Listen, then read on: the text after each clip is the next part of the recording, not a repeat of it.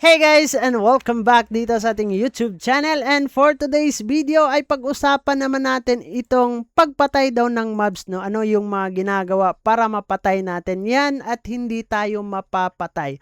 So magsuot lang tayo dito ng mounts and papasok po tayo dito sa PvP area at kailangan natin dito ng potion na shield potion at itong health potion. Mas maganda din magdala kayo ng strength potion para doble po yung damage na makukuha natin sa isang hampas lang sa mga mobs po dito. So click natin yung ating training sword and then click nyo lang guys, ito yung mobs, and then click nyo lang pag nagpula yan, and then pagkatapos nyan kailangan yung tumakbo kasi hahabulin kanyang mobs at pwedeng mamatay ka dito. At sinasabi nga natin dito, pag namatay ka sa area na to, ay pwedeng malaglag lahat yung mga pinaghirapan mo dito. At baka masali pa yung mga importanteng bagay, kagaya ng gold.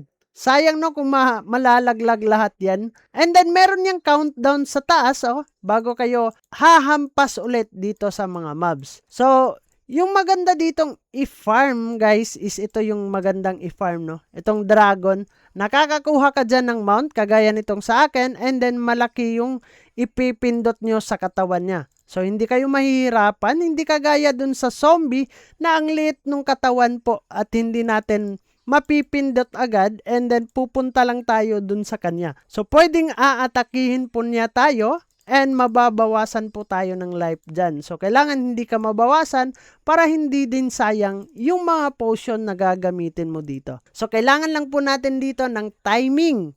Huwag padalos-dalos at huwag mag-stop. Like kagaya nito, pag pindot mo dito, kailangan nakapula kasi pag once na pumunta lang yan dyan, so mababawasan yung life po ninyo. So, kailangan tandaan, always double check na naklik nyo yung mobs po dito para hindi kayo mabawasan at hindi kayo mapapatay ng mobs dito guys. So, yun lang naman yung ating pag-uusapan for today's video.